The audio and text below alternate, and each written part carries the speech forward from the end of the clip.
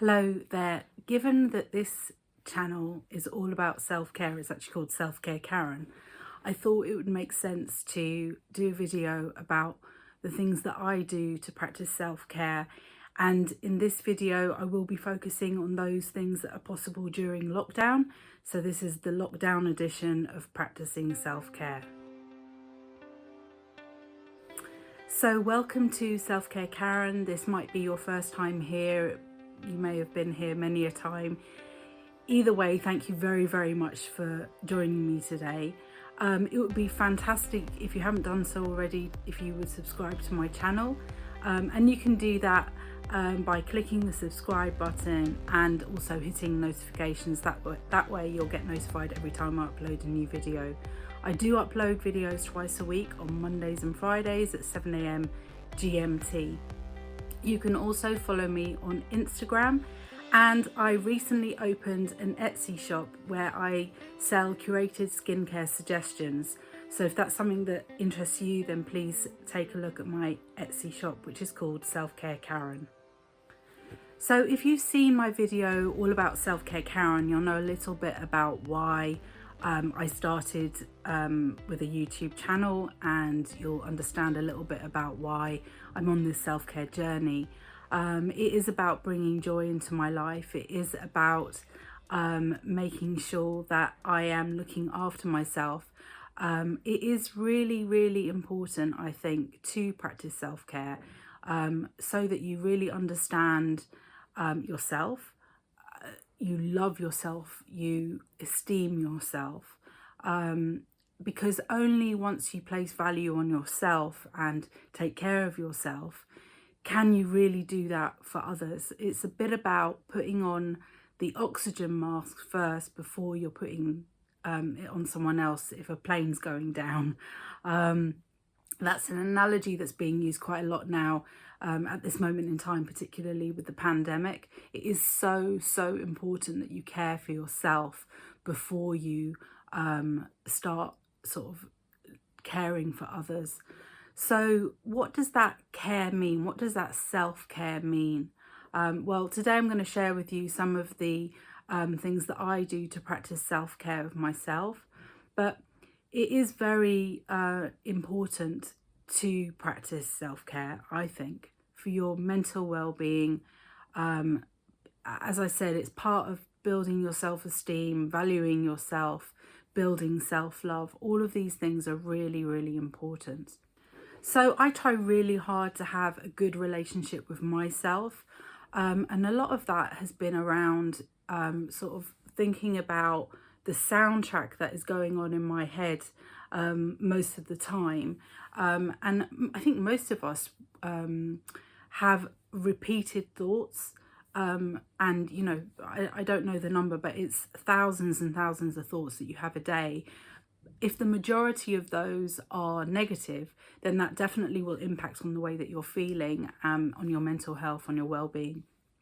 So during this time, I've learned a lot about the law of attraction and the use of affirmations and ensuring that that soundtrack that is going on in your head is actually a positive one. So I'm going to slip this into the self-care umbrella and say that part of how I practice self-care is really noticing my thoughts. And if I notice that my thoughts are not positive, or they're more on the negative side, then I notice that and I try and reach for a better feeling thought. Obviously, it's not always possible to be, you know, in a complete joyful state, which is obviously my intention. And you know, sometimes you're going to feel emotions on the lower end of the emotional scale, like anger and disappointment and things like that. But the point for me is not to dwell on that, but to try and move further up that emotional scale. And I do that by trying to reach for a better feeling thought. Now, sometimes that's quite hard to do. So recently I heard about this thing called 17 seconds. And if you are a follower of the law of attraction or have listened to Abraham Hicks at all, or Esther Hicks, you may have heard of this technique, if you like. And basically what you do is, during a period of 17 seconds, and I put a timer on the phone, you just concentrate on thinking about something that you want in your life and what feeling you will have if you get that. So I do different things. Sometimes it's about financial abundance, sometimes it's about well-being, sometimes it's about something very specific that I'm looking for, so like to grow my YouTube channel, and you just focus on that for 17 seconds, and actually that technique of just only thinking of that and thinking of how it will make you feel, I find makes me feel better. So that's a really good way of sort of getting up the emotional scale and having that better feeling thought. What you can do to really amplify that is do 68 seconds. And that doesn't sound like that long, but actually, believe me, if you put the timer on, 68 seconds is quite a long time to concentrate on one thing that you're looking for and all the kind of feelings that would come if that came into your life. And I try and do that every day. It brings, I don't know, a sense of peace, a sense of, I surrender after it. So basically 68 seconds, focusing on what I want, how that will make me feel. And then I'm like, okay, and now just let it come to me. I don't have to work out how it's going to come to me. That's for the universe to sort out. That's their job. But I'll just allow that to come into my life. And I find that that's a way of taking care of myself because it makes me feel better. Another thing that I do to practice self-care is really simple, and that's just having a cup of tea. I get great comfort from having a nice cup of tea. I generally will have decaffeinated tea. I found when I was pregnant that actually it doesn't really make much difference. I don't think there is that much caffeine in tea anyway. And so by switching to decaffeinated, the taste was the same and, healthier. So I normally have 2 cups of tea a day that are caffeinated. They're Lapsang Souchong. I still haven't found a decaffeinated version of my favourite tea. It's a smoked tea, very particular, with milk. And then the rest of the day I'll have decaffeinated tea with milk. And sometimes I'll have, some herbal teas, but just having a cup of tea, pausing to enjoy it, that is a way of taking care of yourself, and it brings a lot of joy into my life, as simple as it is. Another thing that I find brings great joy into my life is having a gratitude attitude. So basically being really thankful for the things that you have in your life. And I actually am really lucky because I'm part of a gratitude group. So on WhatsApp, we've got this group, and every morning I go on there and I just list the things that I'm grateful for. And, sometimes they're really kind of ordinary, if you like, but I am sincerely grateful for indoor plumbing. Imagine if I had to go outside in the night, navigate mud and bad weather just to go to the toilet. I am very, very grateful for indoor plumbing. I'm grateful for a hot shower, a hot bath. Speaking of baths, one of a really lovely thing to do and really easy to organise is having a milk bath. So you don't have to buy any expensive powders, but if you just use some dried milk, pour a cup, a measure cup, or not a lot, just a little bit of milk powder into a warm bath as it's running. It will turn cloudy, and it's lovely on the skin. It's really comforting. Because of the lactic acid, I think your skin is really soft afterwards. That's something that I love to do. I don't do it very often because I keep on forgetting to buy the powdered milk, but when I do, it's just such a joy to have a milk bath. Something else that I try and do to practice self-care is yoga. And I generally will do a type of yoga called yin yoga. And that is where you hold positions for quite a long period of time. And it allows the muscles that initially might find that position to be a little bit, oh, what's going on here? What's going on here? They suddenly relax, and you can get great release from doing yin yoga. And the positions that, or the position that I find gives me the greatest release is the pigeon position, because I get a lot of hip discomfort, and I find that really releases out the hips. So yeah, I think practicing yoga, definitely a way to practice self-care.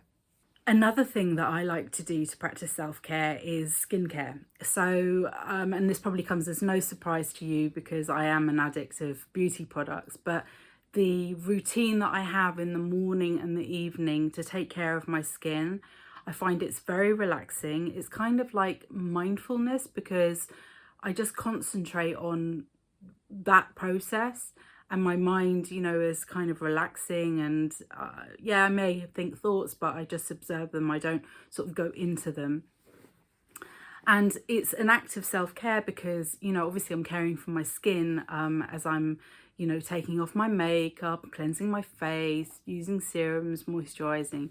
So yeah, self-care definitely can be found in skincare routine, or at least it can for me. So I mentioned earlier that I'm really into the law of attraction. I was really lucky to come across a podcast called Love Your Life by Jennifer Bailey. And she has a new episode every week, and it kind of hones in on a particular aspect of the law of attraction. And I love listening to this podcast. Basically, my time coming back from the nursery when I've dropped my son off and going to pick him up is when I listen to it. And sometimes when I'm doing chores at home as well, I put it on. I try not to listen to too many episodes in one go because I like to take what I've learned and apply it. But I definitely feel this is an act of self-care because it's all around how I can better improve my life by getting more joy into my life. So yeah, I love that podcast. What a great discovery. Some would say, I guess, that I attracted it into my life. So yeah, I definitely recommend that if you've not tried that podcast out. Love Your Life. You can find it on Spotify. It's on the podcast app as well. Some other things that I try and do to look after myself and practice self-care. I like to meditate. Generally, I meditate using videos off YouTube, and you'll note that I've got my own series of meditation videos honing in on different aspects, and I do find it easier to meditate if I have someone guiding me through, and that's why I created a series of guided meditations, because I think that's a nice way to get into meditation. I also try and journal. So I don't journal every day, but I will write things down in a journal. I do scripting, which is something that links back to the law of attraction, and also just writing down the kind of important things, not from a chronological date history perspective, but like I write a lot about joy, what's bringing joy into my life, about passion, about strength, because those are things that I think represent me, and how I serve others. So yeah, I really enjoy doing the journaling. And then I'm not really a big outdoors person, but as I've moved into motherhood, I do get more joy from being outside and being in nature. I'm so lucky because I've got a wonderful wood, an ancient wood actually, 5 minutes away.